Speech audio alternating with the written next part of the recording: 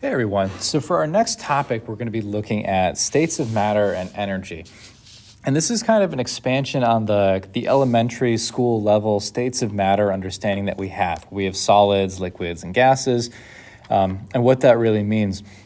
We're going to be diving a little bit deeper into that idea today as we look at how the atoms in these substances move and how energy, specifically thermal energy, affects how these atoms kind of do their thing.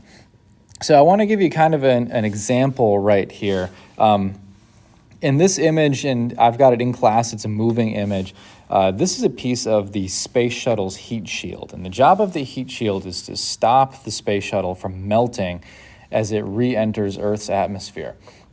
And so this is something that has to get very, very hot. And this oven that they've got right here, this is about 2,000 degrees Fahrenheit.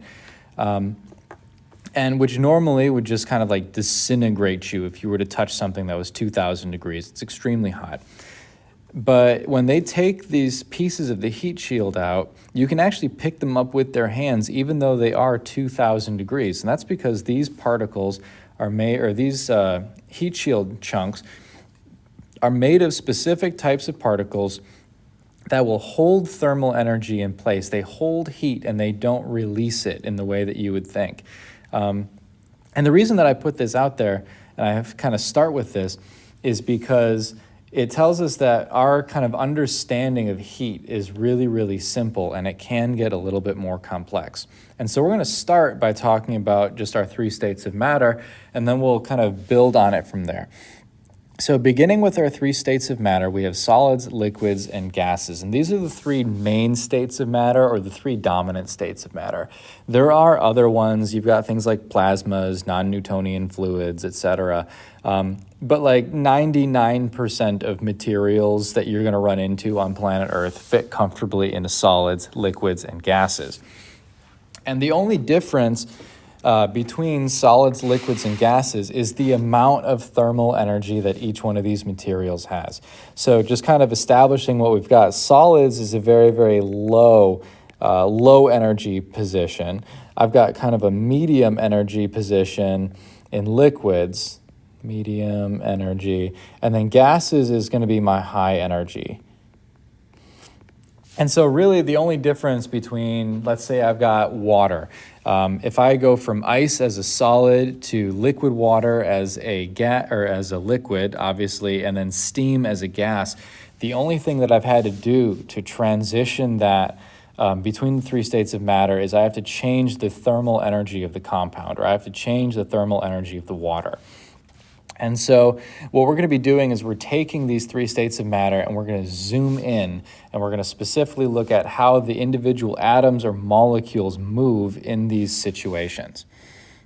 So for solids, in a solid, our particles are, they're packed together and they vibrate around what's called a fixed position, which means that they basically stay in place. They just kind of wiggle back and forth a little bit. So it's easy for us to arrange this. The particles stay where you put them because they cannot move from place to place. Like I said, they just kind of wiggle back and forth a little bit, which leads to solids having a definite shape and a fixed volume, which means whatever size and shape you have when you start with the solid, it's gonna stay that way. So if you look at like your cell phone or your desk or your computer, those things don't just randomly change shape because they are solid, and the particles that make up that object stay wherever you put them. And so again, this is a great example of a really, really low energy configuration. These particles don't have enough energy to kind of break out and move where they want to. They're going to stay wherever you put them, kind of like a sleepy person stays wherever they're at. Now I'm going to contrast that then with a liquid. So when I add thermal energy, or I'm heating a liquid or a solid, it melts and it turns into a liquid. I'm adding energy until the particles have enough energy to kind of break out from where they're at, and now they can start moving around. In liquids, the particles are able to move kind of around each other. They can slip past each other. They stay grouped together, but they're no longer stuck with the same structure.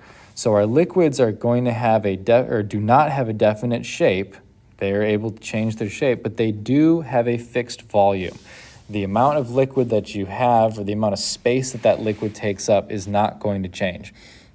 If you think about buying like a liter of soda, that liter of soda is still going to have a volume of 1 liter regardless of how you're sloshing it around inside of its container.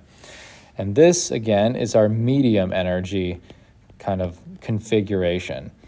It has enough energy that the particles are able to move around, they're able to move past each other. It does not have enough energy that they start to spread out. They still kind of stay grouped together at the bottom of your container.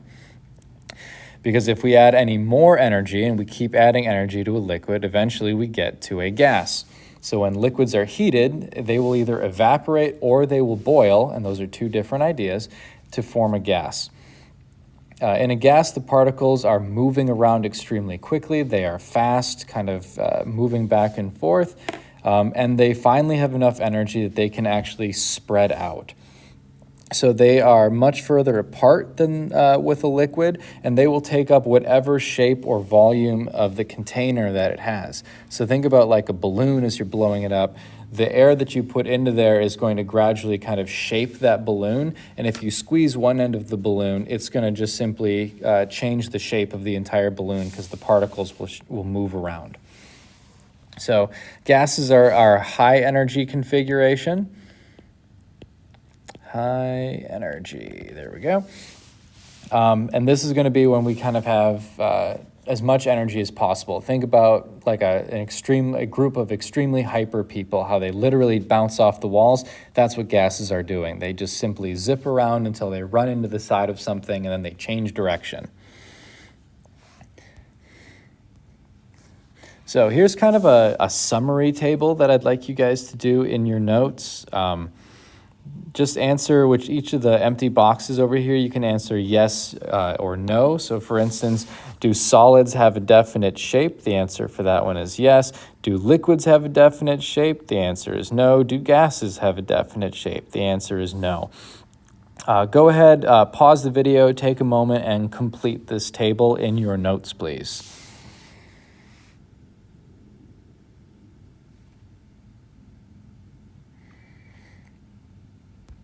And if you want to check your work, here's the completed table. Now, we've got our 3 states. We've got solids, liquids, and gases. Nothing with these really necessarily stays a solid, a liquid, or a gas. We frequently have things that change in between states. And so that's kind of the next piece that we need to understand. And the thing that determines what state our object is in is temperature. So temperature is a measurement of the average kinetic energy of atoms and molecules that make up a substance. And to remind you from last unit, kinetic energy was equal to 1/2 mass velocity squared. That was our equation for kinetic energy. Now, the mass of our particles are going to stay the same. So if mass is going to stay the same, the only thing that's going to change is velocity. And so what we're really saying is that temperature is kind of like a measurement of the speed of the particles. So if I wanted to measure the speed of an atom, I would measure its temperature. If I know that my temperature is going up, I know that the atoms that make up stuff are moving faster. As temperature goes down, those atoms start moving slower.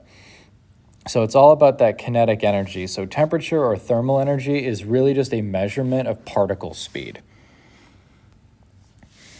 There are a lot of things that do change states. I gave an example of water earlier, where something that easily goes from a solid, a liquid, to a gas. But anything can go through these changes of states if I provide it with enough thermal energy or enough of a temperature change. If you really wanted to boil steel, you can do that. It just requires a large amount of heat. So take a moment and think about, can you think of any other substances that are not water that easily change state? You know, kind of go through things that you may have heated up. Think of like culinary, if you've got culinary as a class, or things you've cooked at home, things that easily will go from a solid to a liquid to a gas, and add that to your notes, please.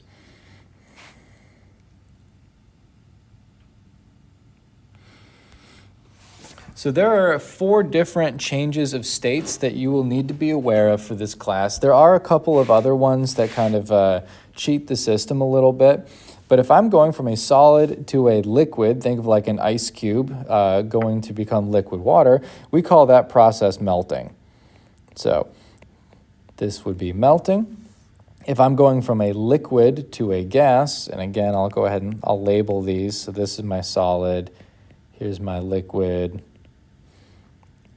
here's the gas. If I'm going from a liquid to a gas, this is going to be either boiling if it's at a specific temperature, or it's evaporation if it's just kind of happening slowly. If I go back from a gas to a liquid, this is what we refer to as condensation. If you've ever had a cold water bottle on a hot day and you notice that there's liquid forming on the outside of it, that's what we call condensation. And then if we're going from a liquid to a solid, that is freezing. So these are the 4 big ones that you will need to know. They are the most common ones.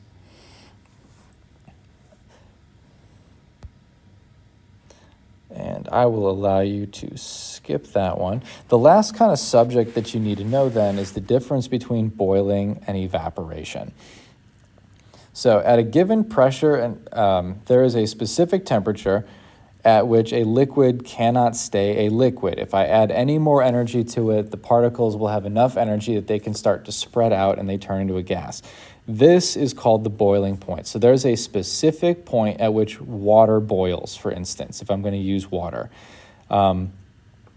If I get my water any higher than that, it just starts to turn into a gas all on its own. So this is what we refer to as our boiling point. But if you've ever had liquid that was not at its boiling point and you just leave it out for long enough, you realize it still turns into a gas. And so boiling is not the only way that we can make this happen. But if I get something to boiling and I start to increase its temperature even further, you can't get a liquid to go any hotter than that. So for water, it's 100 degrees Celsius. If I get my water to 100 degrees, it will start to boil. If I turn the temperature up even further than that, it doesn't heat the water up anymore. It just starts to boil faster. And so that's kind of the big idea behind boiling. Now, in contrast, evaporation happens at any temperature. It's a much slower process.